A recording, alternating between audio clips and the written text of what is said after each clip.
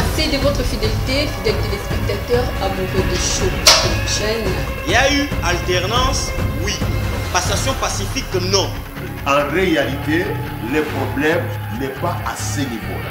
Baye bazwaki lipanda bazalaki bagene biso bagene ya lelo soki tokbamoni biso na place moko to baza na posa na biso tozalaka na rien que po topesa bango pouvoir. La difficulté se trouve au niveau supérieur. Les jeunes sont vraiment difficilement éduqués. La propriété pour une femme, c'est de voir sa vie progresser. Si elle pouvait être interrompue.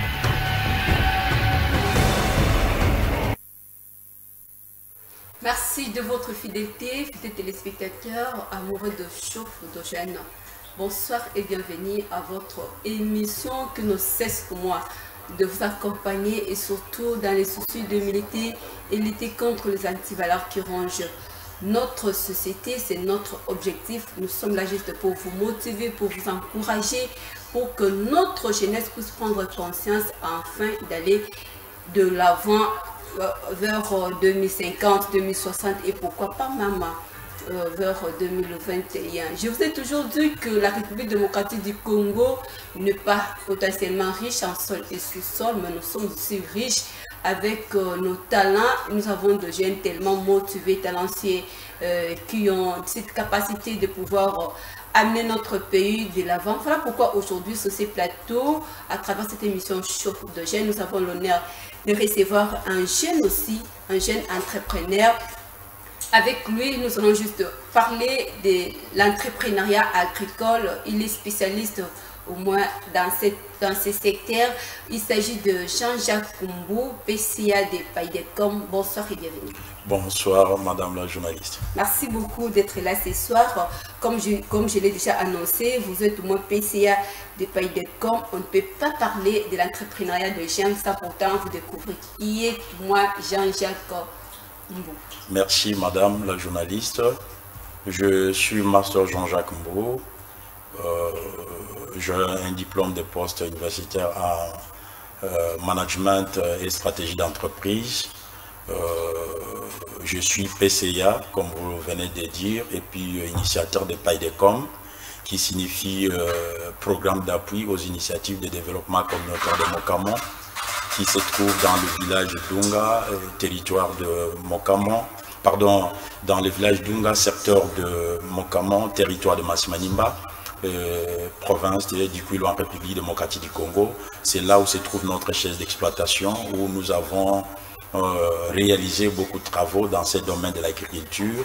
Pour cette année, par exemple, 60 hectares de maïs améliorés, 30 étangs pour les poissons, et puis nous avons 5 hectares de ananas, 3 hectares de gingembre d'Afrique, ce qu'on appelle communément Tangawisi, et l'élevage aussi des poulets et autres choses.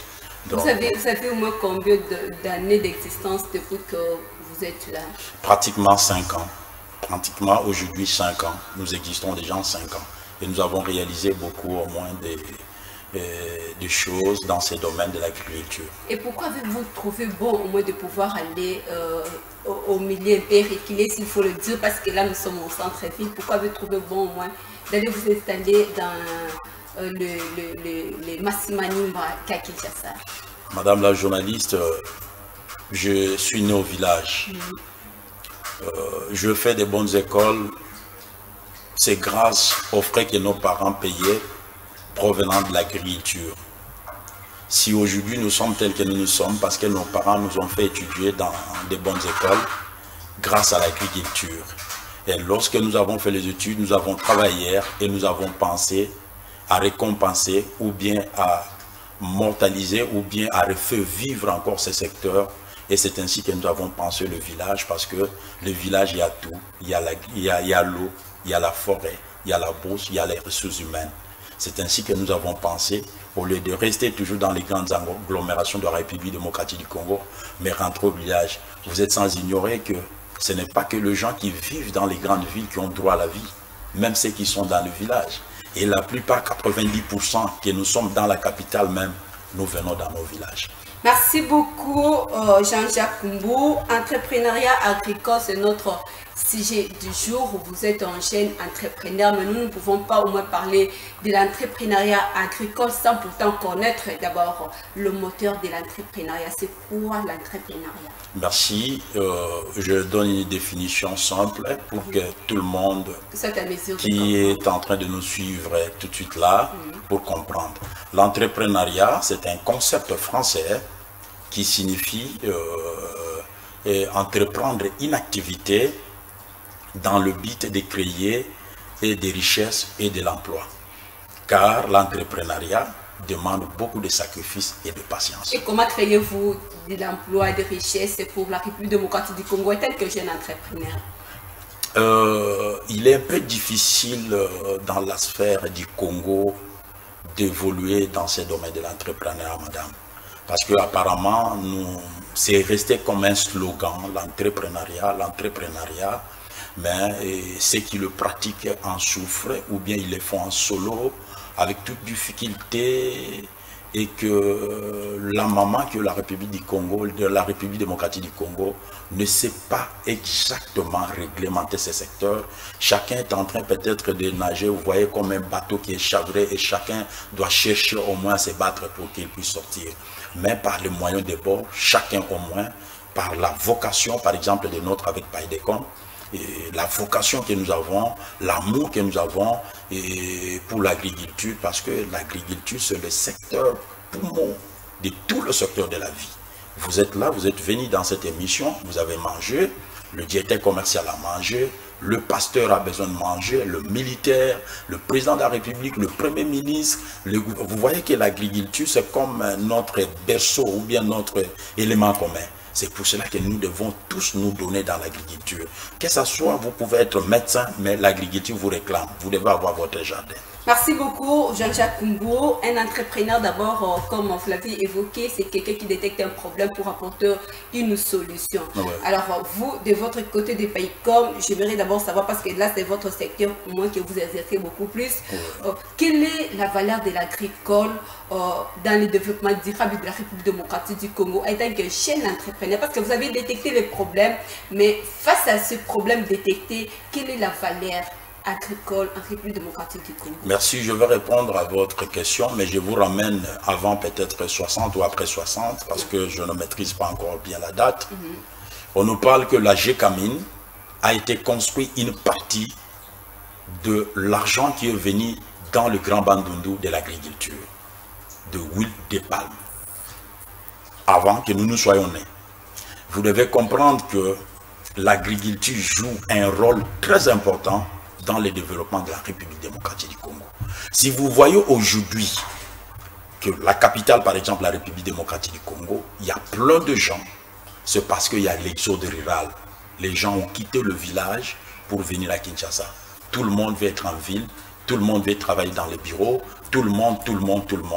Et ils ont pensé que l'agriculture, c'est un concept qui est venu dans les mentales des uns les autres.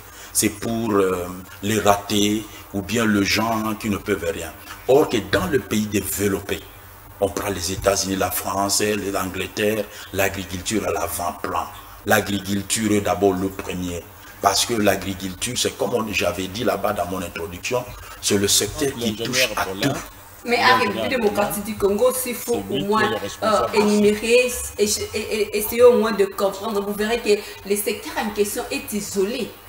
On ne s'occupe même pas de ça tellement. Non seulement isolé, mais négligé. C'est la mauvaise foi. C'est comme je dis que la République démocratique du Congo doit prendre conscience. Donc là, non seulement maintenant, parce que, qu'est-ce que madame la journaliste, vous êtes sans ignorer. Je ne suis pas là comme un prophète de malheur pour encourager la pandémie Covid-19. D'un côté, la pandémie aussi nous a aidés. Vous voyez, lorsque le monde entier, chaque pays a fermé ses frontières, vous avez constaté que l'agriculture était très importante. Très important. Oui. Et là, vous avez vu, parce que le Congo vit que de l'importation jusqu'aujourd'hui au XXIe siècle. Tout, même on importe. Ça vient ailleurs. Même le quoi que ce soit, ça vient ailleurs. Il y a une mauvaise politique agricole. Et une mauvaise politique au niveau du gouvernement à travers le ministère de l'Agriculture. Or que c'est un secteur aujourd'hui, c'est un secteur abandonné. et que chacun de nous soit équipé. Vous voyez par exemple nous, avec ce que nous avons réalisé à Paidecom, vous imaginez, nous avons des potentiels, nous avons la technicité, nous avons au moins un appui technique. Nous pouvons faire, même réaliser 1000, pourquoi pas au-delà de 1000 hectares. Mais qui va vous accompagner? Nous frappons des portes par-ci, par-là. Personne ne peut vous ouvrir.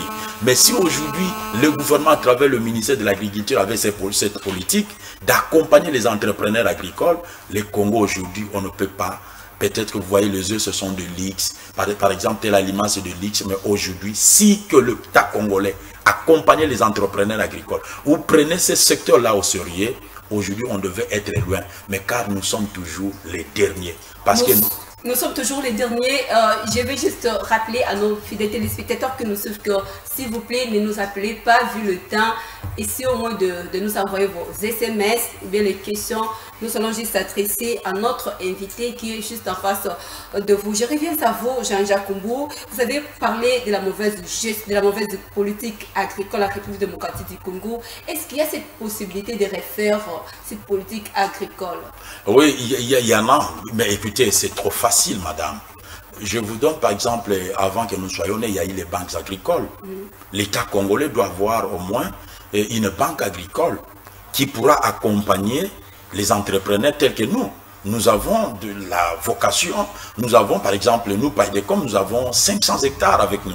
Vous n'avez pas non, on n'a pas l'appui, c'est nous-mêmes, nous n'avons personne. Nous sommes à la télé, madame, il y a plusieurs personnes qui sont en train de nous suivre. Nous parlons de choses qui sont vraies. C'est comme on dit, les Quinois disaient, fait perso. Nous le faisons avec nos propres moyens. Écoutez, l'État congolais doit au moins remonter, reconstruire la banque agricole. Parce que cette banque-là qui va servir, que les entrepreneurs peuvent aller dans cette banque pour avoir des crédits, acheter les intrants agricoles, les tracteurs, le machette, les houes, les semences. Et quelles sont les dire ça c'est mieux, quelles sont alors les modalités pour réaliser, pour mettre en place au moins les secteurs agricoles à la République démocratique du Congo? Madame, je vous dis vrai que oui, ce n'est que le gouvernement, c'est le seul régulateur à travers son ministère de l'Agriculture qui est accompagné avec le ministère du Développement Rural qui peut travailler au moins parce que qu'est-ce qui se passe? Là, nous ne pouvons pas tout simplement parler de l'agriculture. Il y a un problème qui pose encore sur les routes des dessertes agricoles. Et par la séparation des pouvoirs, les routes des dessertes agricoles, ce sont l'émanation du ministère du Développement Rural qui s'en occupe. Parce que vous pouvez produire aujourd'hui. C'est ça au moins, il y a carence, il y a pénurie. Parce que vous pouvez produire aujourd'hui comme nous sommes dans les Massimanimba, à Dunga, 90 km pour arriver dans la nationale numéro 1. Mais la route n'existe pas.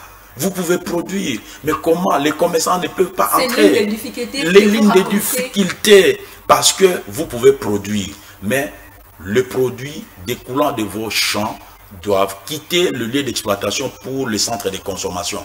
Mais comment vous devez arriver parce que les camions doivent aller chercher ça? Les routes n'existent pas. C'est pour cela, là, nous profitons.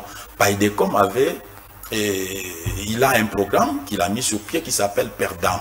Programme d'entretien des routes de dessertes agricoles de Mokamo. Mais jusque-là, nous avons frappé des portes. Personne, même une machette, même ça n'existe pas, ils ne viennent pas. Et tout ça dépend toujours du gouvernement. C'est lui seul qui peut dire aujourd'hui, écoutez, je mets ceci en place et voilà. Et par exemple, ici, je profite. Il y a eu un programme, nous avons entendu à travers la radio, à travers les télévisions nationales ou locales, le ministère de l'Agriculture, le ministère du Développement Rural, qui est en train de distribuer les intrants agricoles pour les routes de dessertes agricoles. Et pourquoi ne pas aller au moins vous solliciter auprès des jeunes aussi? Il ne faut pas toujours chercher qu'eux viennent vers vous. Vous avez aussi cette capacité, cette possibilité d'aller aussi vers eux. Madame la journaliste, je vous dis vrai, j'écris beaucoup, je suis concepteur de projets. Parce que, écoutez, j'écris chaque semaine, je conçois des projets. Mais même si vous les déposez les projets, personne ne vous répond. Personne ne vous répond. Mais écoutez, vous verrez qu'est-ce qui se passe. Plus je comprends, ils aiment bien accompagner les ONG ou les structures ou les sociétés mallettes. Donc, vous voyez les sociétés mallettes. Mais vous qui êtes sérieux, ils ne viendront pas. C'est comme moi, Paidecom. Vous voyez, aujourd'hui, nous avons réalisé 60 hectares. C'est en semi-quantité, en semi-industriel. Et nous avons construit un entrepôt de 25 mètres sur 8. Nous avons importé avec nous le zégrenaise. Ce sont des machines qui servent au moins à décortiquer les maïs. Mais c'est à nos propres efforts. Personne ne nous accompagne. Merci beaucoup, Jean-Jacques Rumbou. Vous êtes moi en chien, mais pourquoi avez-vous trouvé moins de pouvoir vous lancer dans les secteurs agricoles? Ce sont juste l'un des secteurs rares que les jeunes s'intéressent à ça. Vous êtes un jeune, pourquoi avez-vous trouvé au moins bon de pouvoir vous lancer dans ces secteurs agricoles? Oui, peut-être que nos collègues, nos frères entrepreneurs, ils veulent se donner, par exemple, en informatique. Oui, surtout dans les secteurs primaires. Dans quoi, mais je pense qu'ils sont dans l'ignorance. Ils sont dans l'ignorance parce que le secteur agricole, c'est le secteur qui stabilise les cadres sociaux, économiques et soit environnementaux d'un pays. Lorsque l'agriculture est stable dans un pays, vous trouverez que tous les secteurs de la vie qui accompagnent ce secteur sera stable. Mais vous verrez même nos frères qui sont dans l'informatique, qui sont même dans d'autres secteurs, tant que notre secteur agricole est difficile, est en difficulté, et aussi ils seront en difficulté. Moi, je pense que les secteurs agricoles, tous nous devons revenir vers les secteurs agricoles. Oui, je sais, parce qu'il y a des difficultés. Personne même vient là-dessus. Vous voyez, nous, on demande... Et les difficultés se trouvent à quel niveau? Mais les intrants agricoles, madame, nous devons avoir les intrants agricoles. Les tracteurs, les houes, le machette, nous en avons besoin par exemple. Pour les mêmes intrants vont permettre quoi? À gauche, ça peut aider pour le sarclage, le bravage des étendus pour cultiver. Le même intrants vont permettre aussi pour entretien des routes des desserts agricoles. C'est ce que nous avons lancé le PERDAM là-bas, qui s'appelle le programme d'auto-prise en charge. Vous verrez par exemple, nous sommes dans le village d'Unga pour le village Kingombe. C'est 3 km. Nous avons sensibilisé nos membres qui se trouvent dans les deux villages. Vous prenez 1,5 km, de l'autre côté 1,5 km. Et vous prenez Kingombe, par exemple, Dunga pour Bilili, c'est 4 km. C'est comme ça que nous partons. Et vous verrez que ça serait facile au moins d'atteindre 60 km de route bien entretenues. Mais la difficulté énorme, personne ne nous assiste. C'est ainsi, si nous profitons, nous lançons un appel à ceux qui nous suivent aussi, de venir en aide à Paidecom, de nous assister avec les intrants agricoles. Merci beaucoup, merci beaucoup. Alors, vous êtes moins jeune, mais je ne sais pas de rappeler sur ça. Quelle lecture faites-vous face aux jeunes qui ne s'intéressent même pas dans ces secteurs agricoles? Vous êtes un jeune entrepreneur agricole, quelle lecture faites-vous face à cette situation que nous vivons ça du jour au lendemain? Madame, il y a nous qui avons fait le latin, souvent on disait primo manducare, secondo laborare. Voilà. Madame a mangé son premier lieu. Quelqu'un qui n'a pas bien mangé, peu importe, ne va pas bien travailler. Vous verrez, vous imaginez un militaire au front qui ne mange pas bien. J'ai suivi une fois là, à la télé, on dit même non militaires, et les aliments peut-être que leur ration vient ailleurs. Mais or que nous avons des potentiels ici, la terre, nous avons la forêt, que dont nous-mêmes, nous avons les intelligences. Est-ce que notre terre est propice? Parce que si aujourd'hui, Madame Sommeyer, vous l'avez évoqué quand même, que pendant cette pandémie de Covid-19, nous étions aussi frappés. Quand nos voisins formaient leurs frontières, nous étions incapables de pouvoir fournir les efforts, de pouvoir nourrir nous-mêmes, nos propres populations. Pensez-vous que notre terre est propice pour cultiver? Madame, nous avons la meilleure terre au monde. Je donne un exemple de Paidecom. Tous nos cultures, nous les réalisons bio, sans engrais chimiques. Bio, vous imaginez.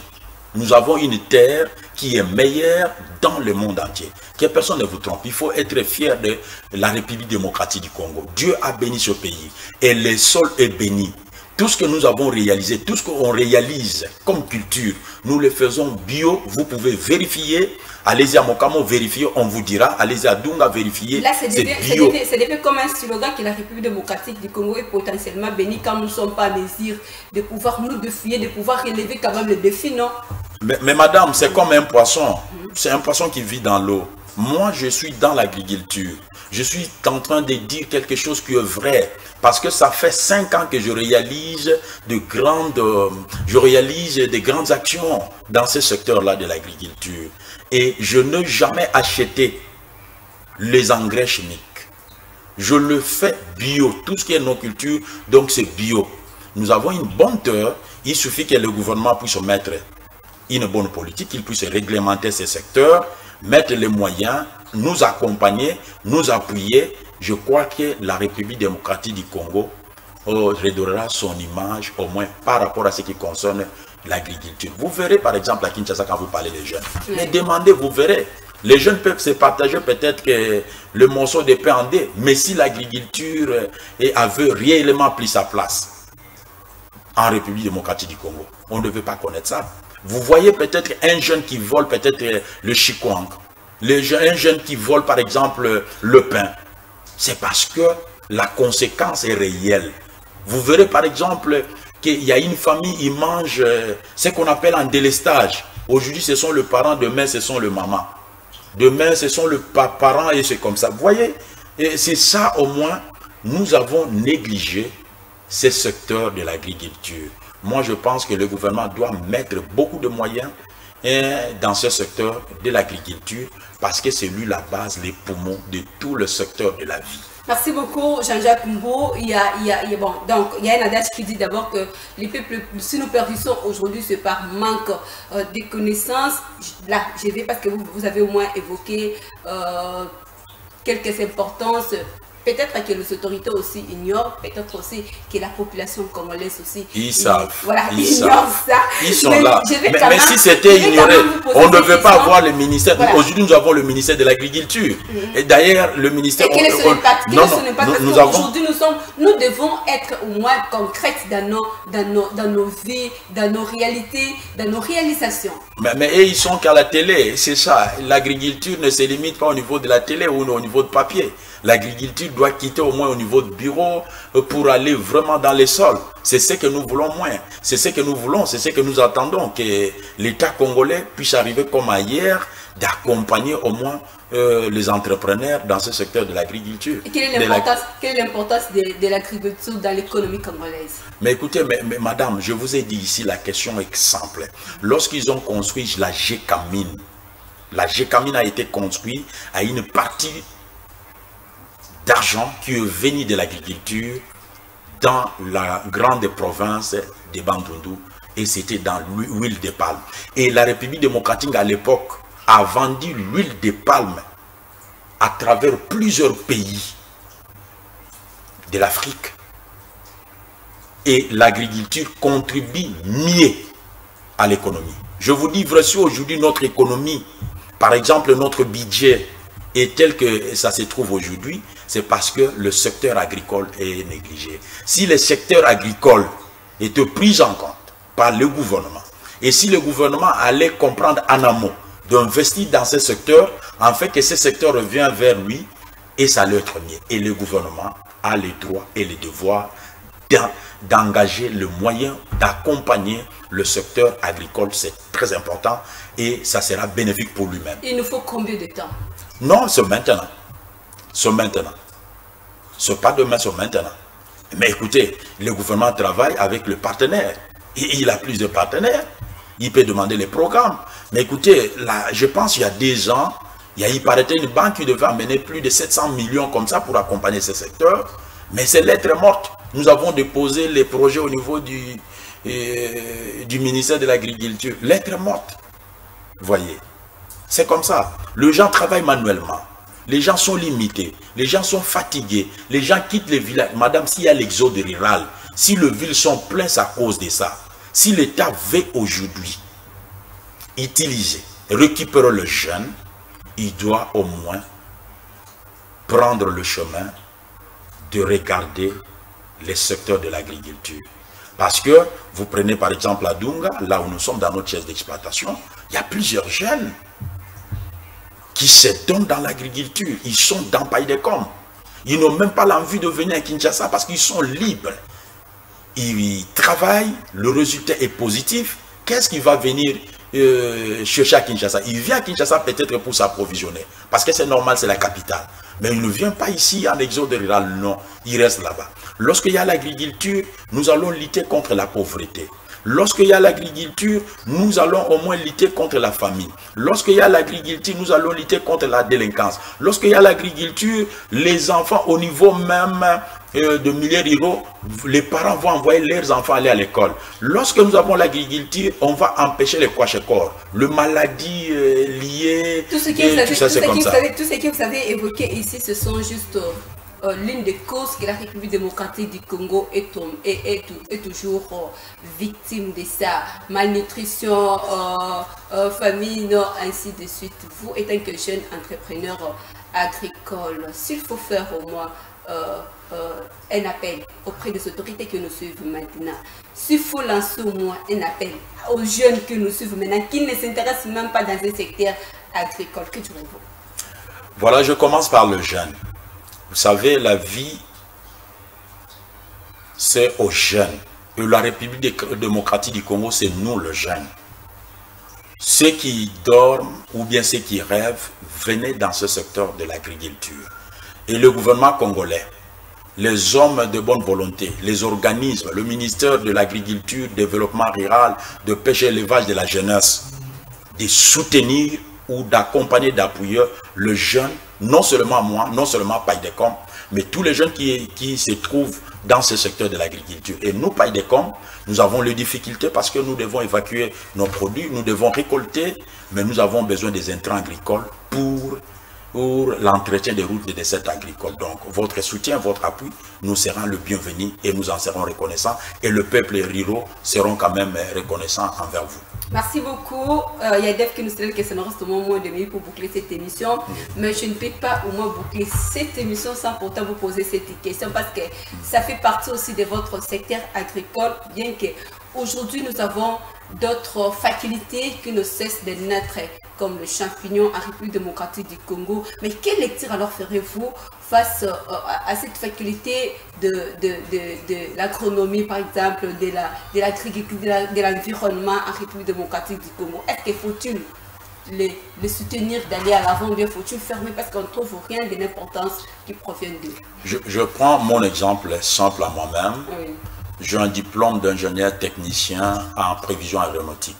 Je n'ai jamais travaillé avec ces diplômes parce que en République démocratique du Congo, il n'y a qu'une seule entreprise par rapport à notre secteur de la prévision aéronautique. Avant, les gens négligeaient l'agriculture. Chers parents, chers frères, chers étudiants, orientez-vous vers la faculté de l'agronomie. Je vous dis vrai, lorsque vous êtes un agronome, automatique, vous êtes un entrepreneur, vous êtes un incubateur d'emploi et non commandeur d'emploi. L'agriculture, c'est très important, je vous dis vrai. Vous-même avec un peu de moyens, parce que l'agriculture ne demande pas, l'entrepreneuriat agricole ne demande pas beaucoup de moyens, ça demande tout simplement un peu de moyens. Et dans peu de temps, si vous êtes déterminé, vous respectez les conditions et les normes environnementaux, agricoles, quoi que ce soit, vous verrez que vous allez plus en avance. C'est ça que je dis. Merci beaucoup. Là, vous avez au moins encouragé les jeunes, mais moi, je vais vous décourager parce que ce sont les mêmes jeunes étudiants qui finissent en agronomie, agriculture, plutôt environnement, mais qui cherchent beaucoup plus à travailler dans des bureaux climatisés que dans le champ. Que direz-vous face à ça? Bon, deux fois, je ne les condamne pas. C'est peut-être c'est comme ça, on nous apprend dans nos universités. Mais ailleurs, ils ont compris comment ils apprennent leurs étudiants. Et ici, je dis à nos frères là, de ne pas rêver tout simplement. Mon frère, être un incubateur d'emploi, c'est très important, très capital, c'est la fierté, c'est la responsabilité que d'être un commandeur d'emploi. Vous avez les dons, vous avez les talents, vous avez l'art, vous avez la science avec vous, battez-vous. Si vous avez les difficultés, venez nous rejoindre Païdecom, on va vous aider, on va vous accompagner par les conseils par la formation et dans peu de temps, vous allez bien décoller. Le monde évolue, c'est par cette question que nous allons au moins chiter avec vous. Le monde évolue, la technologie aussi évolue. Est-ce que pensez-vous qu'il y a cette capacité de pouvoir insérer dès les bas âges, par exemple à l'école maternelle, primaire, le notion de l'agriculture, le cours qui va de pair avec l'agriculture pour préparer d'avance nos enfants, nos élèves, nos futurs cadres de la République? Oui, c'est exact, madame la journaliste, vous avez raison. Par exemple, nous, chez Paidecom, dans notre siège d'exploitation, c'est ce que nous avons pensé. Nous avons créé un centre ou bien une école qui forme au moins en agro-vétérinaire, en maçonnerie, et puis en coupe-couture, et puis en charpenterie et menuiserie. Donc, avec 6 mois, on devient spécialiste en agro-vétérinaire. C'est quelque chose de trop facile. Nous ne voulons pas amener les gens avec les discours. Tu sais, au village, peut-être les niveaux et les difficultés, c'est comme ça. Mais c'est ça que nous pensons toujours aux gens de bonne volonté de Massimanimba, Monka, Molekito, et de nous aider Paidecom. Nous sommes très disponibles pour réaliser au moins de grandes actions. Les intrants agricoles, nous en avons besoin. Merci beaucoup Jean-Jacques d'être là ce soir. Je vous remercie madame la journaliste. Ça n'est fini pour ce soir, des téléspectateurs amoureux de show de chaîne. Aujourd'hui, nous avons eu l'opportunité d'avoir au moins Jean-Jacques Kombou, PCA des Paidecom, un jeune entrepreneur. Avec lui, nous avons eu l'opportunité de décortiquer ces thématiques sur l'entrepreneuriat agricole. Oui, comme étant expert dans ce domaine, il a quand même vous interpellé, il a quand même vous appelé aussi à pouvoir vous prendre conscience à ce qui concerne les secteurs agricoles. C'est fini pour ce soir. Je ne peux pas boucler cette émission sans pourtant présenter mes vœux à DT Ancha Kabengele qui fête son anniversaire aujourd'hui. Heureux anniversaire à DT Ancha là où vous êtes. Heureux anniversaire aussi à notre régisseur Papi Kelly Boisbois. Joyeux anniversaire à toi, à ma maman qui fête aussi son anniversaire. Heureux anniversaire à vous, Arnold, mon neveu. Heureux anniversaire à vous. Merci de nous avoir suivis. Ce soir, ce n'est fini. Dave, je vous dis merci. Merci à Papi Samba qui était là pour nous assister. Merci à Etienne Kilongo qui était à la régie finale. Merci à Jessica Ndoa et à ma concert de chaque temps. Merci et bon week-end chez vous. Au revoir.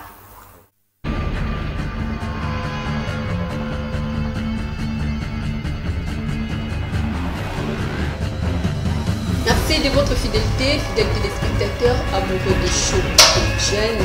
Il y a eu alternance, oui. Passation pacifique, non.